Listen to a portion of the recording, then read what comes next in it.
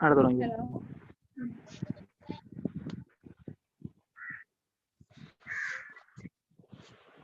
ഇന്നത്തെ ടോപ്പിക് എന്ന് പറയുന്നത് മെഡുലറി കാർസിനോമ തൈറോയിഡ് ആണ് കേട്ടോ.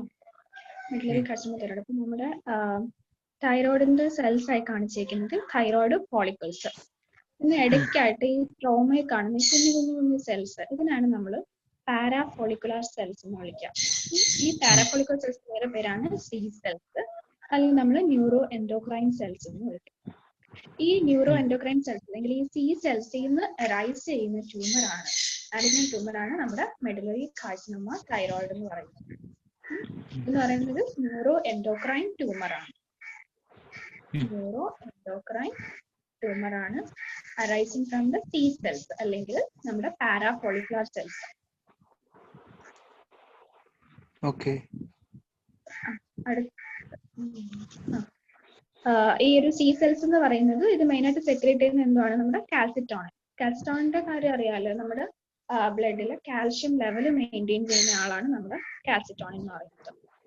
ഈ സെൽസ് മെയിനായിട്ട് ലൊക്കേറ്റ് ചെയ്തേക്കുന്നതെന്ന് പറയുന്നത് നമ്മുടെ ഈ ഒരു തൈറോയിഡ് ഗ്ലാൻഡ് എടുക്കുമ്പോൾ ഇതിന്റെ ഒരു അപ്പർ 1/3 ലോവർ 2/3 ഒരു ഇടയ്ക്കായിട്ട് ഈ ഒരു സ്ഥലത്തായിട്ടാണ് കൂടുതലായിട്ടും ഈ സെൽസ് കാണുന്നത്. അതുകൊണ്ട് തന്നെ ഈ ട്യൂമർ എന്ന് പറയുന്നത് ഇവിടെ ആയിരിക്കും പ്രസന്റ് ചെയ്യുക, ഇവിടെയാണ് ഉണ്ടാകുന്നത്. അത്രേ ഉള്ളൂ. കാൽസിറ്റോണിൻ ആണ് സെക്രേറ്റ് ചെയ്യുന്നത്. കാൽസിറ്റോണിൻ എന്തിനാന്ന് വെച്ചാൽ നമ്മുടെ കാൽഷ്യം ലെവൽ റെഗുലേറ്റ് ചെയ്യാനായിട്ടാണ്. ഇനി ഇതിന്റെ സ്പ്രെഡ് പറയാം. സ്പ്രെഡ് പറയുമ്പോഴത്തേക്കും ഇതിന് 2 ടൈപ്പ് ഓഫ് സ്പ്രെഡ് ആണുള്ളത്. 2 ടൈപ്പ് ഓഫ് സ്പ്രെഡ് ആണുള്ളത്. ലിംഫാറ്റിക് സ്പ്രെഡും ഉണ്ട്, ഹെമറ്റോജിനസും ഉണ്ട്. പക്ഷെ മെയിൻ ആയിട്ട് ഇതിന് ലിംഫാറ്റിക് സ്പ്രെഡ് ടു ലിംഫ് നോട്ട്സിലോട്ടൊക്കെയാണ് സ്പ്രെഡ് മെയിൻ ആയിട്ടും ഉള്ളത്. ദെൻ ഹെമറ്റോജിനസ് ആയിട്ടും ഉണ്ട്. ഹെമറ്റോജിനസ് ആയിട്ട് നമ്മുടെ ലിവർ, ദെൻ ലങ്സിലോട്ട്, പിന്നെ ബോൺസിൽ, അങ്ങനെ ഹെമറ്റോജിനസ് സ്പ്രെഡ്. ഹലോ ഹലോ എനിക്ക് കേട്ടില്ല. അപ്പൊ മെയിൻ ആയിട്ടുള്ളത് ലിംഫാറ്റിക് സ്പ്രെഡ് ആണ്, പക്ഷെ ഹെമറ്റോജിനസും ഉണ്ട്. ഈ ട്യൂമറിന്റെ ഒരു കാര്യം നിങ്ങൾ ഓർത്ത് വെച്ചേക്കേണ്ട കാര്യം എന്ന് വെച്ചാൽ ഈ ട്യൂമർ വന്നിട്ട് കുറച്ച് എക്സ്ട്രാ സംഭവങ്ങളോട് എന്ത് ചെയ്യുന്നുണ്ട്, സെക്രീറ്റ് ചെയ്യുന്നുണ്ട്. എന്തൊക്കെയാന്ന് നോക്കിയാല് സെറട്ടോണിൻ. എന്തായാലും കാൽസിറ്റോണിൻ പ്രൊഡ്യൂസ് ചെയ്യും, അല്ലാണ്ട് എക്സ്ട്രാ ഉള്ളതാണ് എന്താ, സെറട്ടോണിൻ ഉണ്ട്. പിന്നെ പ്രോസ്റ്റാഗ്ലാൻഡിൻസ് ഉണ്ട്.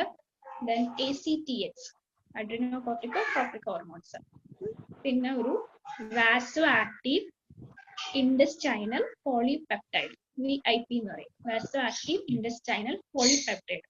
എന്തൊക്കെയുള്ള സെറട്ടോണിൻ ഉണ്ട്, പ്രോസ്റ്റാഗ്ലാൻഡിൻസ് ഉണ്ട്, ACTH ഉണ്ട്, വാസോ ആക്റ്റീവ് ഇൻഡസ്റ്റൈനൽ പോളിപെപ്റ്റൈഡ്സ്. ഇതൊക്കെ വെച്ചിട്ട് നമുക്ക് ക്ലിനിക്കൽ ഫീച്ചേഴ്സും പിന്നെ ഇൻവെസ്റ്റിഗേഷൻസിലും ഒക്കെ ആവശ്യമുള്ളതാണ്. അതുകൊണ്ട് ഇതൊന്ന് ഓർത്ത് വെച്ചിരിക്കണം. ഇത്രയേ ഉള്ളൂ എന്താ ഇൻട്രൊഡക്ഷൻ പോലെ പറയാനായിട്ട്. നമുക്ക് ഇതിന്റെ ടൈപ്സ് നോക്കാം. ടൈപ്സ് നോക്കുമ്പോഴത്തേക്കും മെയിൻ ആയിട്ട് നിങ്ങൾ 2 എണ്ണം ഉള്ളത്. സ്പോണ്ടേനിയസ് ടൈപ്പ്, ആദ്യം അത് മാത്രം.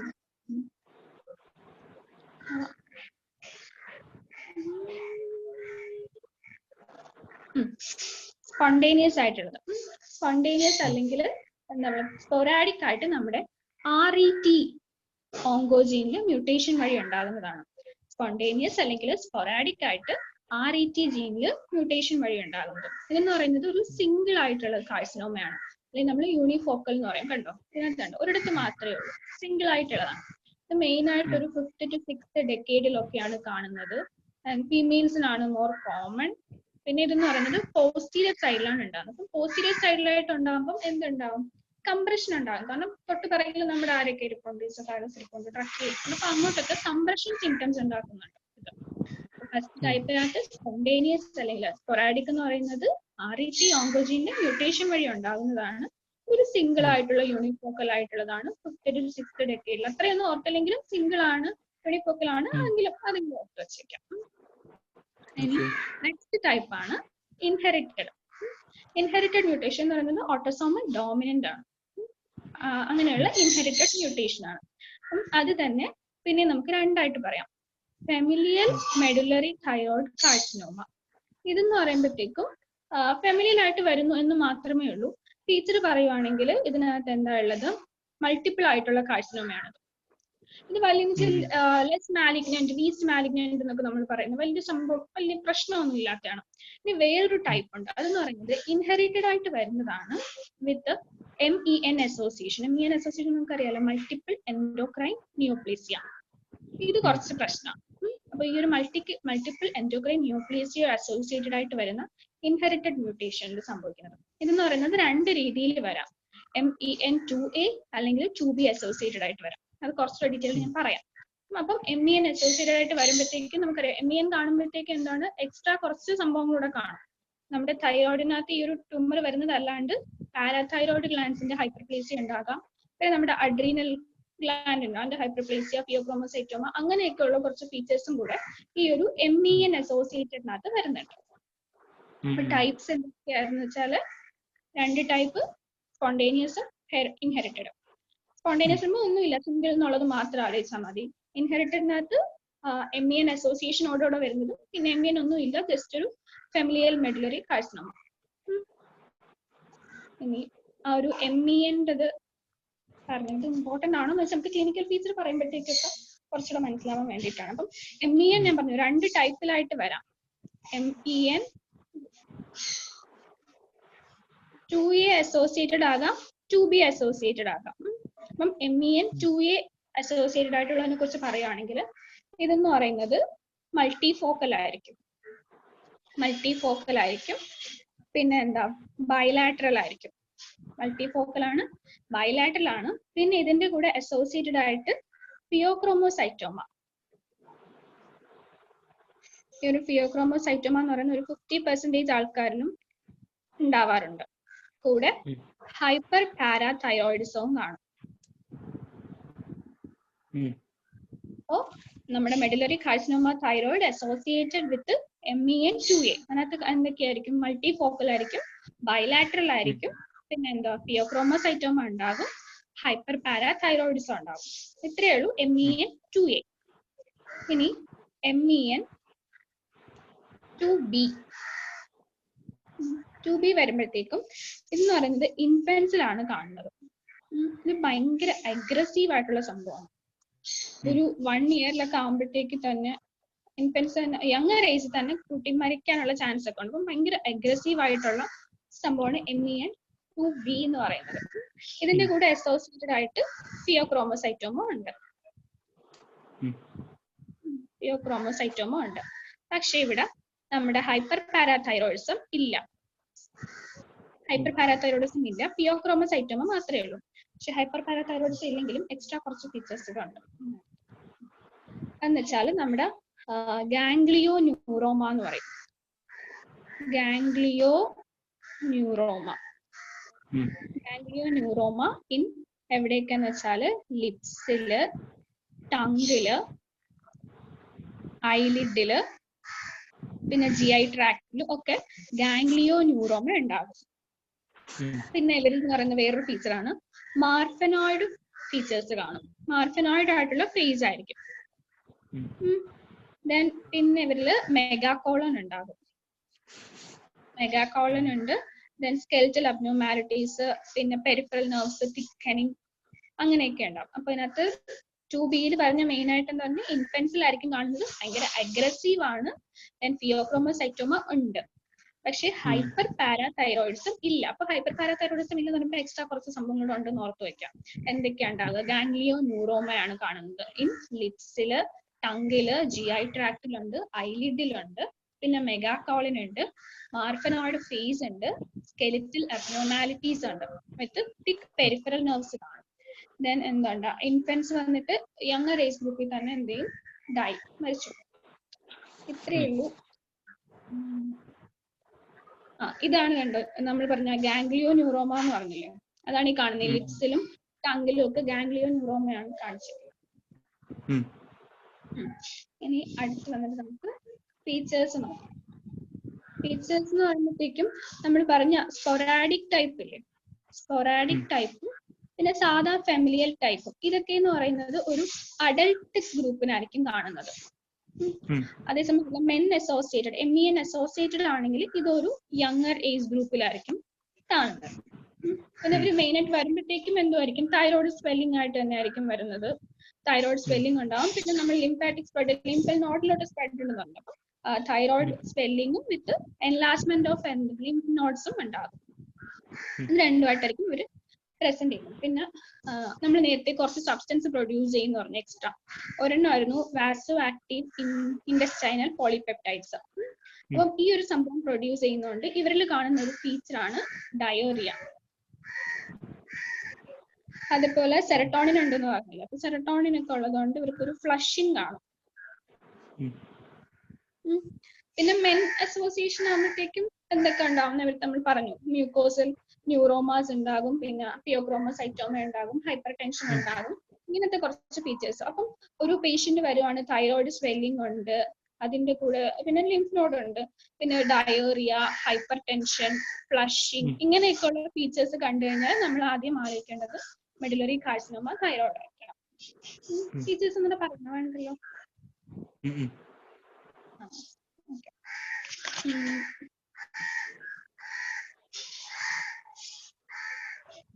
നമുക്ക് ഇൻവെസ്റ്റിഗേഷൻസ് ആണ്. ഇൻവെസ്റ്റിഗേഷൻസിനകത്ത് ഫസ്റ്റ് നമ്മൾ അൾട്രാസൗണ്ട്, എല്ലായിടത്തും പോലെ തന്നെ അൾട്രാസൗണ്ട് എടുക്കുക. അൾട്രാസൗണ്ട് നെക്ക്, നെക്കിൽ അൾട്രാസൗണ്ട് എടുക്കുന്ന എന്തിനാണ്? നമ്മുടെ ഈ ഒരു തൈറോയിഡിന്റെ മാസ് നോക്കണം. പിന്നെ എന്ത് നോക്കും? നമ്മൾ നോഡൽ സ്റ്റാറ്റസ് നോക്കണം. ഇപ്പൊ ഈ നോഡൽ സ്റ്റാറ്റസ് നമ്മൾ ശരിക്കും നോക്കിയാൽ നമുക്ക് ഇതിന്റെ ട്രീറ്റ്മെന്റ് ഒക്കെ ഏത് വേണം എന്നൊക്കെ തീരുമാനിക്കാൻ പറ്റും. അപ്പം മാസ് നോക്കുക, നോഡൽ സ്റ്റാറ്റസ് നോക്കുക, അൾട്രാസൗണ്ട് നെക്ക്, പിന്നെ അൾട്രാസൗണ്ട് അബ്ഡോമൻ കൂടെ ചെയ്യണം. അബ്ഡോമൻ ചെയ്യാനുള്ള കാരണം എന്തിനായിരിക്കും? നമ്മുടെ അഡ്രീനൽ ഗ്ലാൻഡ് നോക്കാനാണ്. ഫിയോക്രോമോസൈറ്റോമ ഉണ്ടോ, മെൻ അസോസിയേറ്റഡ് ആണോ എന്നറിയാൻ വേണ്ടിയിട്ട് നമ്മൾ എന്ത് ചെയ്യണം? അബ്ഡോമൻ കൂടെ അൾട്രാസൗണ്ട് എടുത്തിട്ട് അഡ്രീനൽ നോക്കണം. ഫസ്റ്റ് ഇൻവെസ്റ്റിഗേഷൻ എന്ന് പറയുന്നത് USG ആണ്. നെക്സ്റ്റ് എന്ന് പറയുന്നത് FNAC ആണ്. അപ്പം FNAC എടുക്കുമ്പോഴത്തേക്ക് നമുക്ക് കാണുന്ന വെച്ചാല് ഒരു അമൈലോയിഡ് സ്ട്രോമയിൽ, അമൈലോയിഡ് ആയിട്ടുള്ള ഒരു സ്ട്രോമയിൽ കുറെ മാലിഗ്നന്റ് സെൽസ് ഡിസ്പേഴ്സ് ചെയ്ത് കിടക്കുന്നുണ്ടാവും. ഇത് എന്തുവാന്ന് പറഞ്ഞില്ല. ഈ അമൈലോയിഡ് സ്ട്രോമ വരാനുള്ള കാരണം എന്ന് പറയുന്നത് നമ്മുടെ ഈ ഒരു C സെൽസ് കുറെ കാൽസിറ്റോണിൻ ഉണ്ടാക്കുന്നില്ല. ഈ കാൽസിറ്റോണിൻ ഇങ്ങനെ ഒരുപാട് ആകുമ്പോഴത്തേക്കും ഇതെല്ലാം കൂടെ ഡെപ്പോസിറ്റ് ചെയ്തിട്ടാണ് ഈ ഒരു അമൈലോയിഡ് പോലത്തെ സ്ട്രോമ ഉണ്ടാകുന്നത്. ഈ അമൈലോയിഡ് സ്ട്രോമയിൽ നമ്മുടെ മാലിഗ്നന്റ് സെൽസ് ഡിസ്പേഴ്സ് ചെയ്ത് കിടക്കുന്നുണ്ടായിരിക്കും. ഇതാണ് FNAC-യിൽ കാണാൻ പറ്റുന്ന സംഭവം. പിന്നെ ഇതിന്റെ കൂടെ നമ്മൾ ഇമ്മ്യൂണോ ഹിസ്റ്റോ കെമിസ്ട്രി കൂടെ ചെയ്യുവാണെങ്കിൽ നമുക്ക് കാൽസിറ്റോണിന്റെ ലെവൽ എങ്ങനെയാണെന്ന് നോക്കാൻ പറ്റും, അതുകൂടെ അറിയാൻ പറ്റും. ഇതാണ് നമ്മുടെ FNAC-യിൽ കാണുന്നത്. ഇത് ഈ മാലിഗ്നന്റ് സെൽസ് ഒക്കെ ഒരു അമൈലോയിഡ് സബ്സ്റ്റൻസിൽ സ്ട്രോമയിൽ കിടക്കുകയാണ്. ഇതാണ് കുറച്ചുകൂടി സൂം ചെയ്തിട്ടുള്ളതാണ്. ഈ അമൈലോയിഡ് സബ്സ്റ്റൻസ് ആണ് ഇങ്ങനെ കളറായിട്ട് കാണുന്ന സംഭവം. അതിനകത്ത് സെൽസ് കുറച്ചുകൂടി സൂം ആയിട്ടുള്ള. ഇത്രയേ ഉള്ളൂ FNAC. FNAC-യിൽ അമൈലോയിഡ് സ്ട്രോമ വിത്ത് ഡിസ്പേഴ്സ്ഡ് മാലിഗ്നന്റ് സെൽസ്. ഇനി അടുത്ത ഇൻവെസ്റ്റിഗേഷൻ എന്ന് പറയുന്നത്, സ്പീഡ് ഉണ്ടോ? കുഴപ്പമില്ലല്ലോ.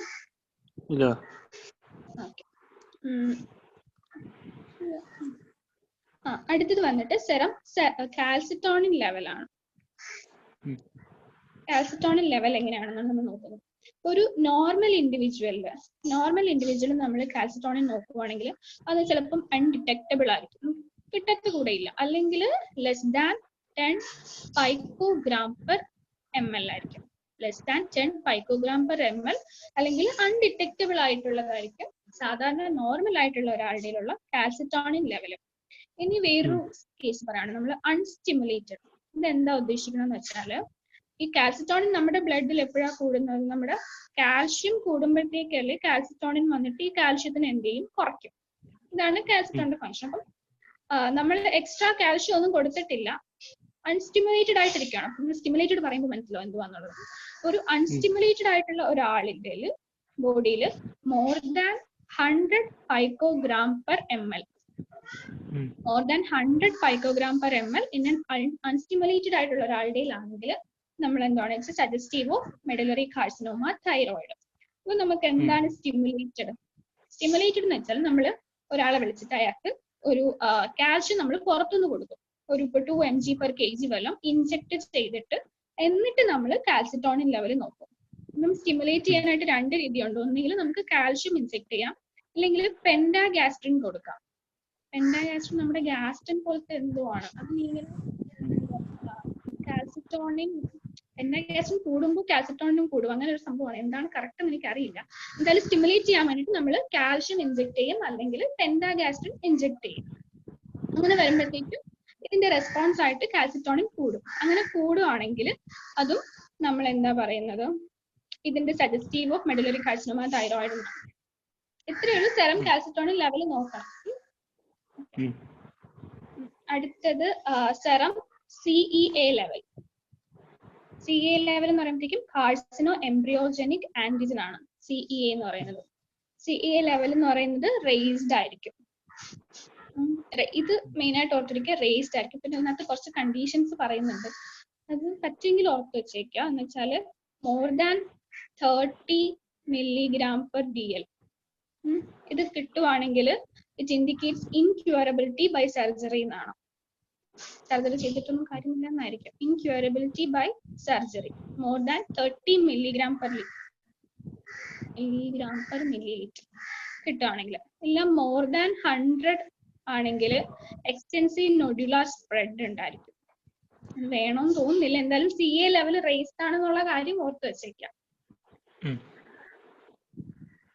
പിന്നെ അടുത്ത ഇൻവെസ്റ്റിഗേഷൻ എന്ന് പറയുന്നത് CT ആണ്. CT എടുക്കുമ്പോഴത്തേക്ക് നമ്മൾ എവിടേക്ക് നോക്കാം? CT neck, then chest, abdomen. CT നെക്കും ചെസ്റ്റും അബ്ഡോമനും. ഇത് മെയിൻ ആയിട്ട് നമ്മൾ എന്തിനാ മാസ് നോക്കണം, ദെൻ മെറ്റ്സ് വല്ലതും ഉണ്ടോ നോക്കുക. പിന്നെ അബ്ഡോമൻ എന്ന് പറയുമ്പോൾ ഫിയോക്രോമോസൈറ്റോമ ഉണ്ടോ നോക്കാം. ഇത് തന്നെയാണ് ഉദ്ദേശം. CT ഒരു ഇൻവെസ്റ്റിഗേഷൻ. പിന്നെ നമ്മൾ പറഞ്ഞു മെൻ അസോസിയേഷൻ ഉണ്ടെങ്കിൽ ഫിയോക്രോമോസൈറ്റോമ ഉണ്ടാകും. അപ്പൊ അതറിയാൻ വേണ്ടി നമ്മൾ സാധാരണ ചെയ്യുന്നത് എന്തുമായിരിക്കും? യൂറിനറി മെറ്റാനെഫ്രിൻ നോക്കണം. യൂറിനറി മെറ്റാനെഫ്രിനും പിന്നെ നമ്മൾ പണ്ട് പഠിച്ചിട്ടുണ്ട് VMA, വെനിലയിൽ മാൻജലിക് ആസിഡ്. ഈ അഡ്രിനാലിന്റെ ഒക്കെ സംഭവമായിരുന്നു, എക്സ്ക്രീറ്ററി പ്രോഡക്റ്റ് അതുകൊണ്ടാണ്.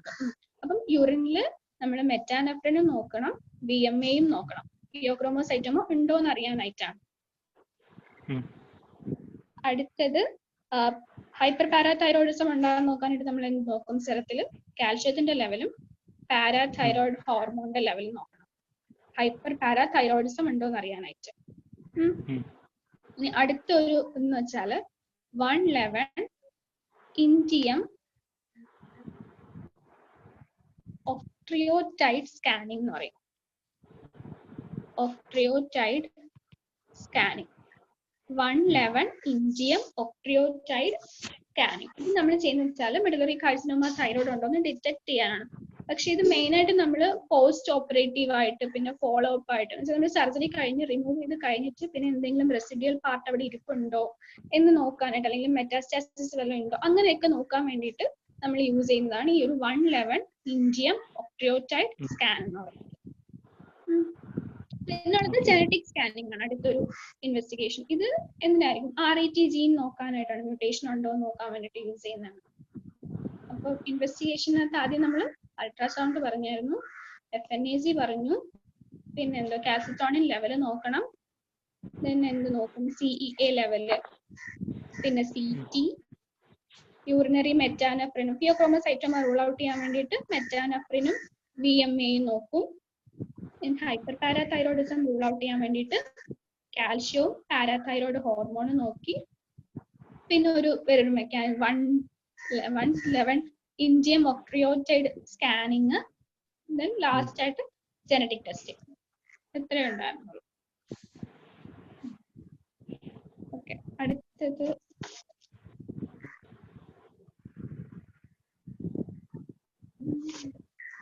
ട്രീറ്റ്മെന്റ് ആണ്. ട്രീറ്റ്മെന്റ്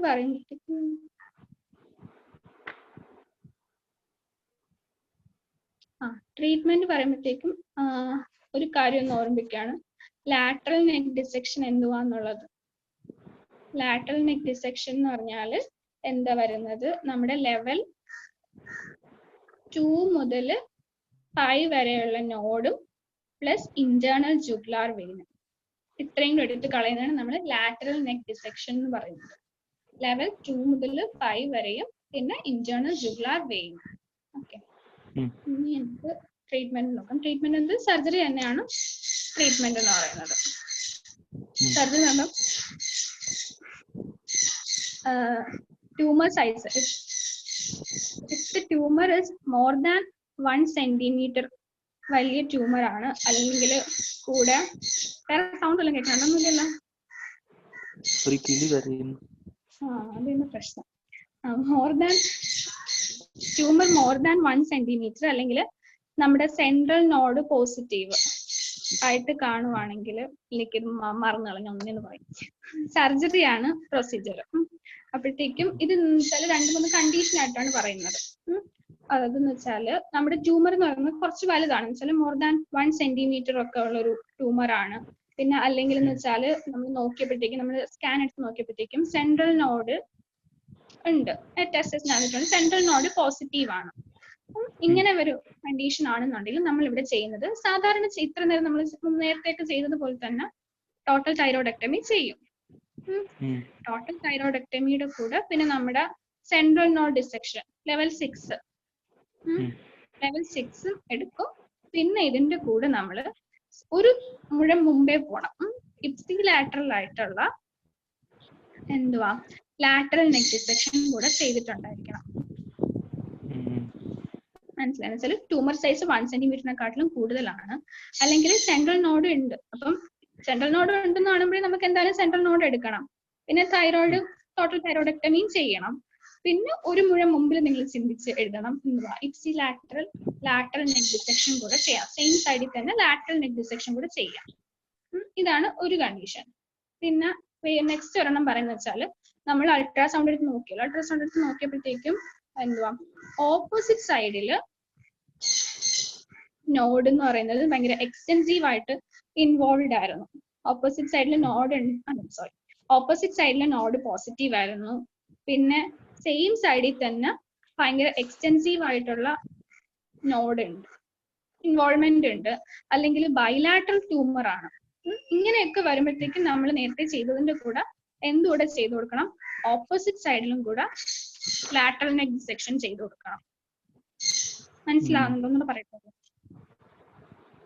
എന്ന് വെച്ചാൽ നമ്മൾ അൾട്രാസൗണ്ട് എടുത്ത് നോക്കുമല്ലോ, നോഡൽ സ്റ്റാറ്റസ് നോക്കുന്ന സമയത്ത് ഓപ്പോസിറ്റ് നോഡ് ഇൻവോൾവ്ഡ് ആണ്, അല്ലെങ്കിൽ എക്സ്റ്റെൻസീവ് ആയിട്ട് സെയിം സൈഡിൽ, നമ്മൾ നേരത്തെ പറഞ്ഞത് സെൻട്രൽ നോഡ് മാത്രമേ ഉണ്ടായിരുന്നുള്ളൂ. ഇവിടെ എന്ന് പറയുമ്പോഴത്തേക്കും സെയിം സൈഡിൽ തന്നെ ബാക്കി നോഡ്സ് ഒക്കെ ഇൻവോൾവ്ഡ് ആണ്. Extensive ipsilateral neck node involvement ഒക്കെ ഉണ്ട്. അങ്ങനെയൊക്കെ കാണുമ്പോഴത്തേക്കും നമ്മൾ നേരത്തെ ചെയ്തതിന്റെ കൂടെ തന്നെ ഓപ്പോസിറ്റ് സൈഡിലെ ലാറ്ററൽ നെക്ക് ഡിസെക്ഷൻ കൂടെ ചെയ്യേണ്ടതായിട്ട് വരും. പിന്നെ നമ്മൾ ഇനിയുള്ള കാര്യം വെച്ചാൽ നമ്മൾ തൈറോയ്ഡ് എടുത്തു കഴിഞ്ഞു. അപ്പൊ നമ്മൾ എന്ത് എടുക്കണം, മെയിൻ്റനൻസ് ആയിട്ട് തൈറോക്സിൻ റീപ്ലേസ്മെന്റ് തെറാപ്പി കൊടുക്കണം. എല്ലാ ദിവസവും രാവിലെ മോർണിംഗ് ബിഫോർ ഫുഡ് നമ്മളൊരു 100 മൈക്രോഗ്രാം തൈറോക്സിൻ നമ്മൾ റീപ്ലേസ്മെന്റ് ആയിട്ട് കൊടുക്കണം. ഇവിടെ എന്ന് പറയുന്നത് നമ്മൾ പറഞ്ഞ ആ ഒരു സപ്രസീവ് ഹോർമോൺ തെറാപ്പിയോ അല്ലെങ്കിൽ റേഡിയോ ആക്റ്റീവ് അയഡിൻ തെറാപ്പിയോ അങ്ങനത്തെ ഒന്നിനും റോളില്ല, അതിന്റെ ഒന്നും ആവശ്യം ഇവിടെ ഇല്ല. പിന്നെ ഉള്ളൊരു കാര്യം എന്ന് വെച്ചാൽ എന്തെങ്കിലും റെസിഡ്യൂൽ ട്യൂമർ ഇരിപ്പുണ്ട്, നമ്മൾ എടുത്ത് കളഞ്ഞിട്ടും പിന്നെ റെസിഡ്യൂൽ ട്യൂമർ ഇരിപ്പുണ്ട്, അങ്ങനെ വരുവാണെങ്കിൽ നമുക്ക് ഒന്നുകിൽ വീണ്ടും റീസർജറി ചെയ്ത് മാറ്റാം, ഇല്ലെങ്കിൽ നമ്മൾ എന്തെന്ന് വെച്ചാൽ എക്സ്റ്റേണൽ ബീം റേഡിയോ തെറാപ്പി ചെയ്യാം.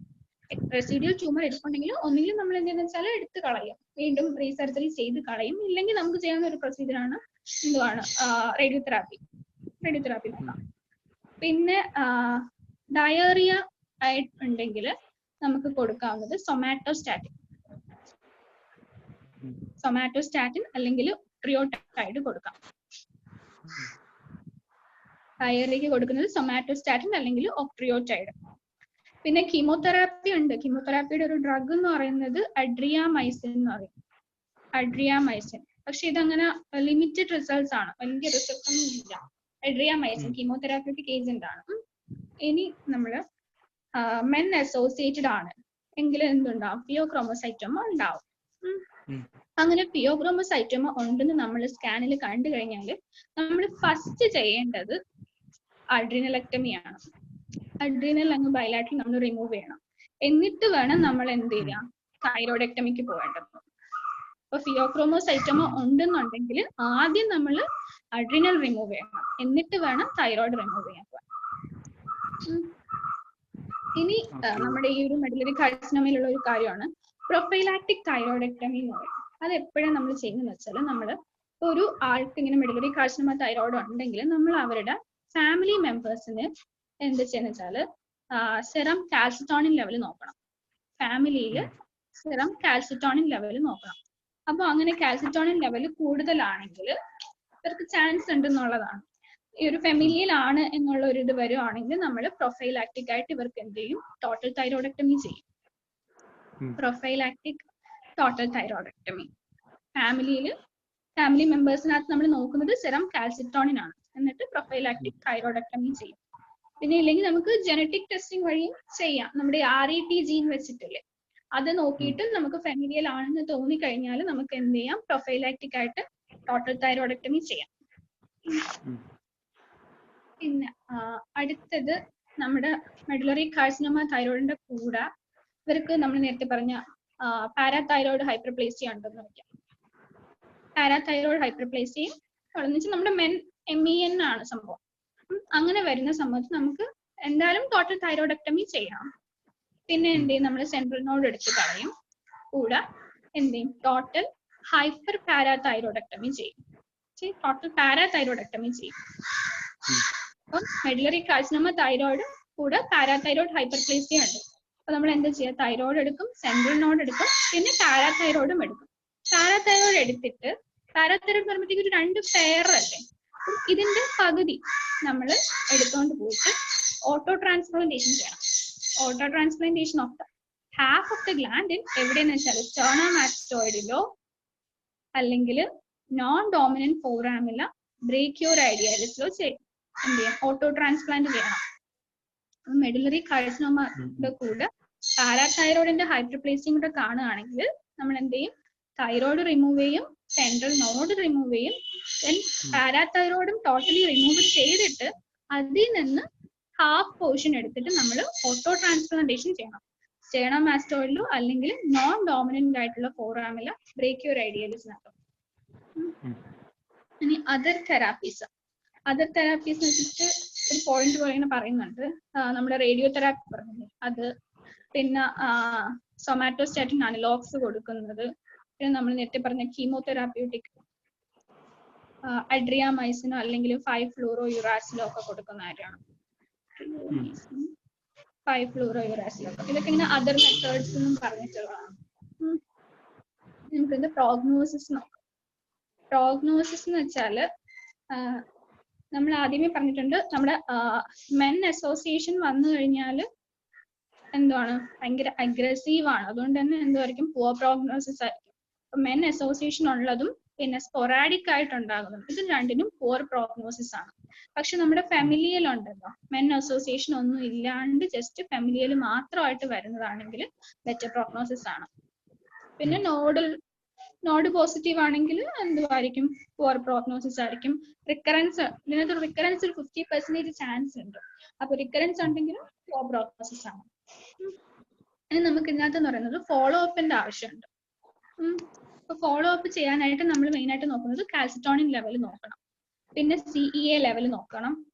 ദെൻ ഇടയ്ക്കൊക്കെ നമ്മൾ imaging techniques like ultrasound, CT ഒക്കെ എടുത്ത് നോക്കുക, എന്തെങ്കിലും മെറ്റ്സ് ഉണ്ടോ എന്നൊക്കെ അറിയാനായിട്ട്, അല്ലെങ്കിൽ വീണ്ടും വരുന്നുണ്ടോ, റെസിഡ്യൂൽ പാർട്ട് ഉണ്ടോ, അതൊക്കെ നോക്കാനായിട്ട് നമ്മൾ എന്ത് ചെയ്യണം, അൾട്രാസൗണ്ടും CTയും എടുത്ത് നോക്കണം. പിന്നെ നമ്മൾ നേരത്തെ പറഞ്ഞു റിക്കറൻസ് ഉണ്ടെങ്കിൽ എന്താ ചെയ്യാം, റീസർജറി ചെയ്തിട്ട് ക്ലിയറൻസ് ചെയ്യാം, അല്ലെങ്കിൽ നമുക്ക് എന്ത് ചെയ്യാം, റേഡിയോ തെറാപ്പി ആയാലും കൊടുക്കാം.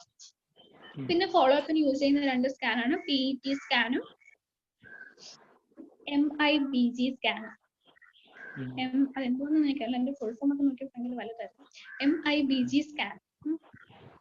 പിന്നെ ഒരു സംഭവം എന്ന് വെച്ചാൽ നമ്മൾ സർജറി ചെയ്യുന്ന സമയത്ത് ഇവർക്ക് വേറെ ഒന്നും ഉണ്ടായിരുന്നില്ല, ജസ്റ്റ് ഈ ഒരു മെഡുലറി കാർസിനോമ മാത്രമേ ഉണ്ടായിരുന്നുള്ളൂ. എങ്കിലും ചില കണ്ടീഷൻസ് ഉണ്ടെന്ന് വെച്ചാൽ ലേറ്റ് ആയിട്ട് എന്താണ് നമ്മുടെ ഫിയോക്രോമോസൈറ്റോമ അല്ലെങ്കിൽ ഹൈപ്പർ പാരാതൈറോയിഡിസം ലേറ്റ് ഓൺസെറ്റ് ഉണ്ടാകാനുള്ള ചാൻസ് ഉണ്ട്.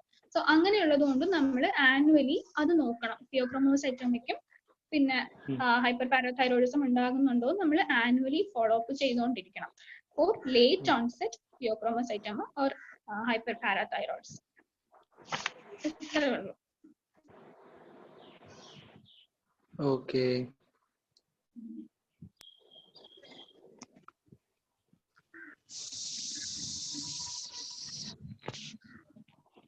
ഓക്കെടാ, ശരി, താങ്ക് യു. Thank you.